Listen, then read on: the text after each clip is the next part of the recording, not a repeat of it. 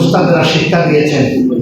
এই সময় আমরা কিছুই বুঝতাম না, পাগলামি করতাম, চঞ্চল ছিলাম। উস্তাদ আমাকে পাঠ দিয়েছেন, আমি বের হয়ে চলে গেছি, অথবা ওখানে বসে গুনগুন করে গান গাইতেছি।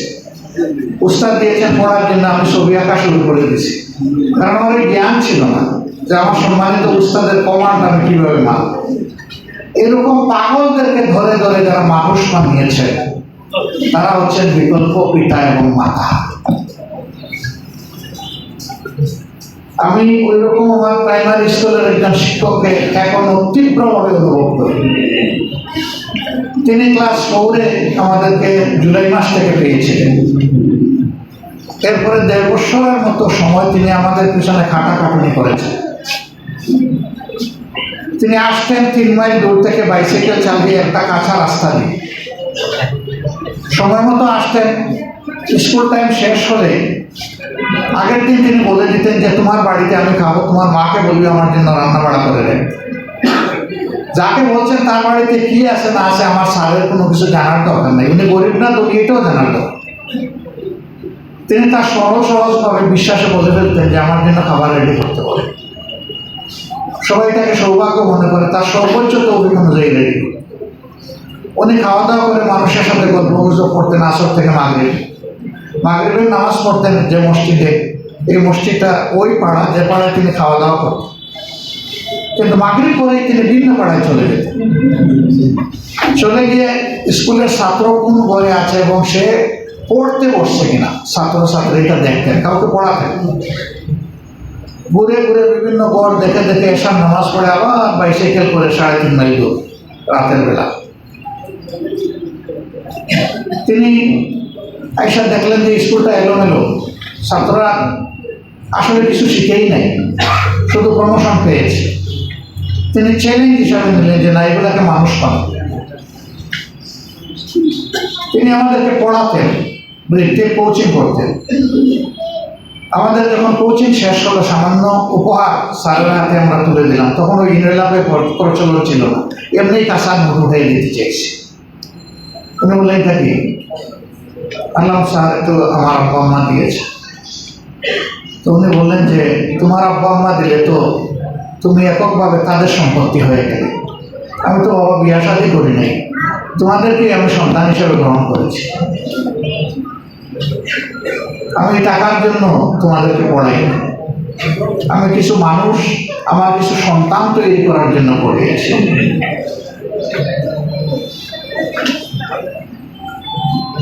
হাই স্কুল ছিল স্যারের বাড়ির পাশে, আসা যাওয়ার পথে দেখা হতো। এখন বুঝি যে পায়ে ধরে কোনো সালাম নাই, সালাম হইল আসসালাম আলাইকুম, তখন পায়ে পড়ে যেতাম। তিনি আমাদেরকে দোয়া করে মাথা হাত তুলে দিতেন। ইন্টারমিডিয়েটে যখন সিলেটে এসে ভর্তি হলাম এমসি কলেজে, তিনি প্রতি মাসে একটা চিঠি লিখতেন। বাবা যেভাবে সন্তানকে উপদেশ দিয়ে লেখেন, তিনি ওই রকমই বাবার ভূমিকা পালন করেছেন। আমার বাবা ওই রকম চিঠি লিখতে পারতেন না, কিন্তু এই জায়গায় তিনি শূন্যস্থান পূরণ করেছেন। MBBS পরীক্ষা আমার ফাইনাল রেজাল্ট হওয়া পর্যন্ত প্রত্যেক মাসে স্যারের একটা চিঠি আমার কপালে যুক্ত, আলহামদুলিল্লাহ। সবগুলাতে দোয়া পরামর্শ। যেদিন স্যারকে জানাইলাম যে স্যার আমার তো রেজাল্ট বের হয়েছে, আল্লাহর মেহরবানি আমি MBBS পাস করেছি, তিনি শেষ চিঠিটি লিখে বললেন আর আমার চিঠি লিখতে হবে না, এখন তুমি গ্রাজুয়েট হয়েছ, তোমার বুঝের জন্য তুমি যথেষ্ট।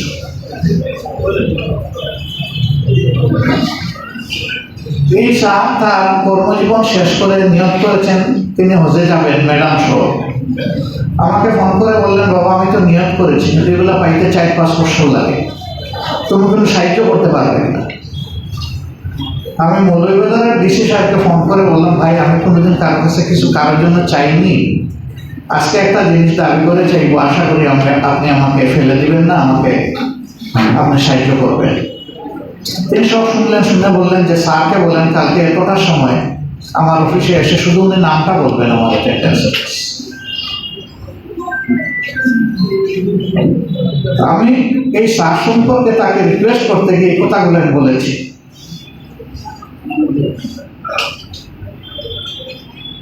আমাদের জীবনে তার জন্য এই ভূমিকা আছে। আমরা তার ঋণ পরিশোধ করতে পারবো না, একটু সুযোগ পেয়েছি, এটা কাজে লাগাতে চাই। ডিসি সাহেবকে বললো মাত্র ভদ্রলোক তার চেয়ার থেকে উঠতে এসে তাকে জাম থেকে ধরে বুকের মধ্যে করে নিয়ে চেয়ারে সম্মানের সাথে বসাইছি। প্রাইমারি স্কুলের এক হেডমাস্টার ডিসি সাহেব তাকে এইভাবে সম্মান দিয়ে নিয়ে বসিয়েছেন। তিনি পরে বললেন যে আমি কি বেঁচে আছি না স্বপ্নে দেখছি, আমি তা ভাবছি না। ডিসি সাহেব তাকে এখানে বসে 4 ঘন্টার মধ্যে সব ক্লিয়ার করে তার হাতে ক্যাশ টাকার বান্ডিল তুলে দিয়ে বললেন, স্যার আমার জন্য দোয়া করবেন।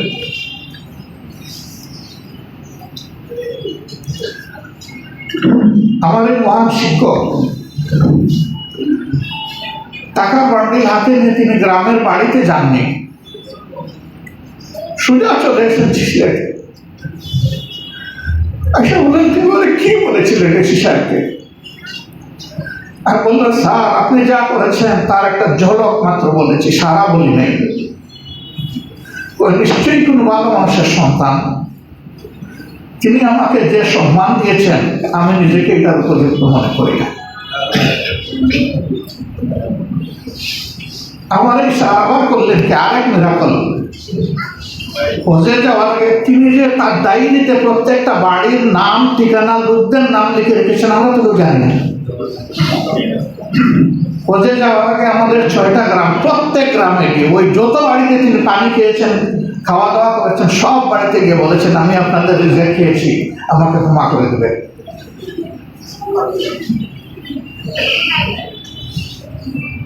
নিঃস্বার্থ এই শিক্ষক সব যা করে দিলেন, এখন কি আবার মানুষের কাছে ঘুমাচ্ছেন।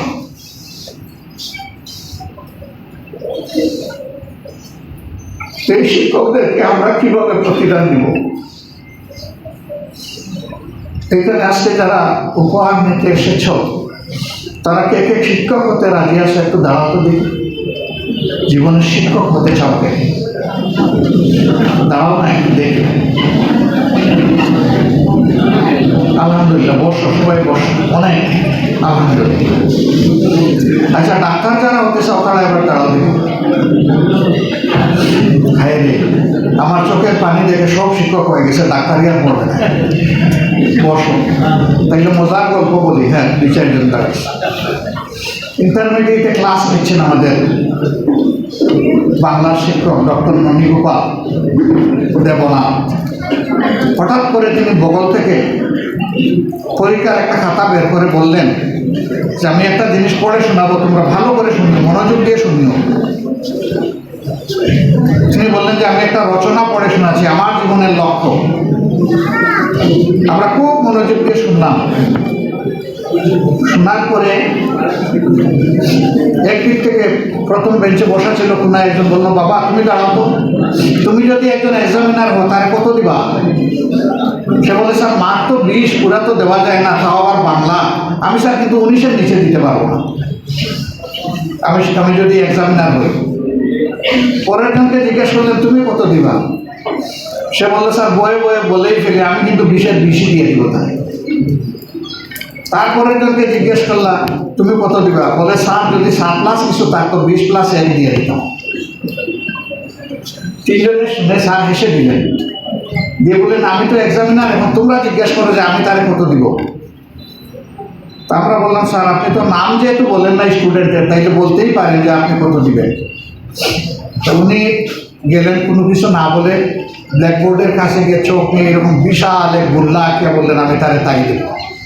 আমরা তো এত ওয়ান্ডারফুল রচনা লিখেছে, আমি ডাক্তার হবো, ডাক্তার হয়ে এইভাবে চিকিৎসা করব, মানুষের সেবা করব, বিনামূল্যে চিকিৎসা দেব, মা বাপকে মুখে তুলে রাখবো, আরও কত কিছু চমৎকার লিখেছে। একটা হরফেরও কোনো বেশ কম করে নাই। আর তারে স্যার গোল্লা দিবেন? আমরা বললাম, স্যার বুঝলাম না, এত সুন্দর করে রচনা লেখা কি তার অপরাধ যে সে গোল্লা পাবে? বলে, তোমরা আমাকে জিজ্ঞেস করো সে কোন বিভাগের ছাত্র। আমরা বললাম, স্যার সে কোন বিভাগের ছাত্র? বললেন যে সে মানবিক বিভাগের ছাত্র। তো ইন্টারমিডিয়েট মানবিক বিভাগে পড়ে তো সে মেডিকেল পড়তে পারবে না, তাকে সায়েন্স নিতে হবে। এখন মেডিকেলটা কত লুক্রেটিভ যে আর্টসের ছাত্র হয়েও ডাক্তার হতে চায়। আমি ডাক্তারদেরকে বলি তোমরা বড়ই সৌভাগ্যবান, কিন্তু নিজেকে বানাই ফেলছো এখন টাকার মেশিন। টাকার মেশিন না হয় এবং মানবিক চিকিৎসা, তাহলে টাকা তোমার পিছনে গোলামের মতো ঘুরবে, সম্মান আল্লাহ তোমাকে দান করবেন, অসংখ্য মানুষের তোমরা দোয়া পাবা এবং তোমাদের সমস্ত সেবা হবে আল্লাহর পথে সাদাকা। পয়সা নিয়েও হবে, না নিয়েও হবে।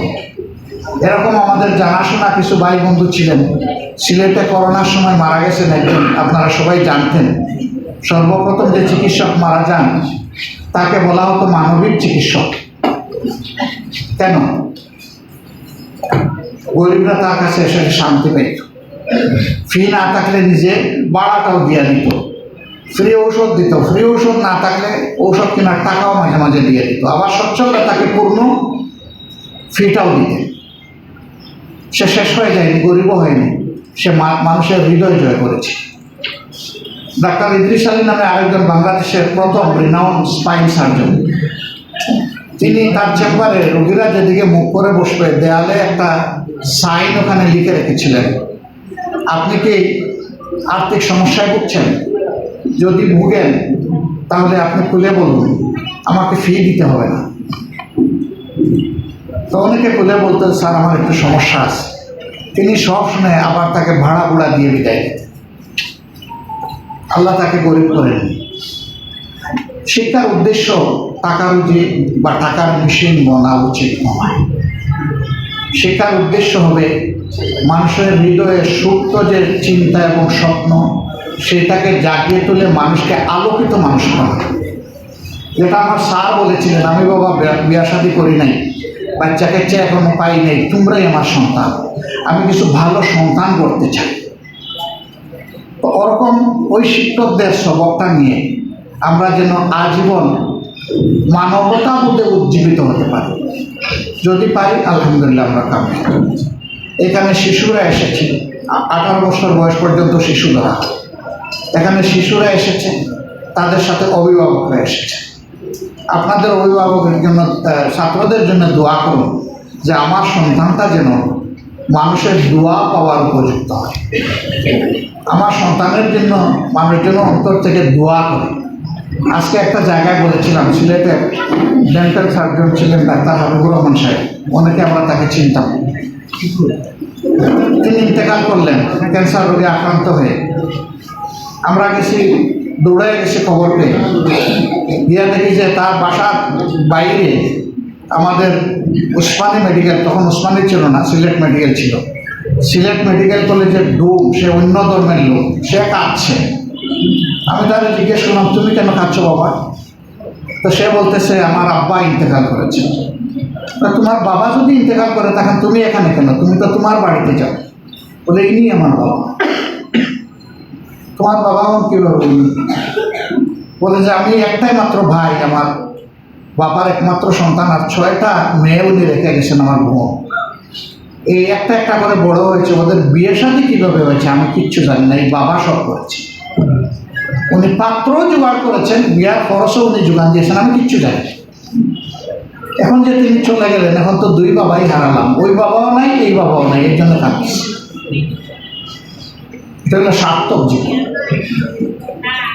তা আমরা যদি এইরকম একটা মানবিক সমাজ গড়তে পারি সবাই মিলে, আর এখন থেকে যদি সবার এই সদিচ্ছাটা থাকে, তাহলে এই সন্তানদের হাতে একদিন মানবিক বাংলাদেশ গড়ে উঠবে ইনশাআল্লাহ।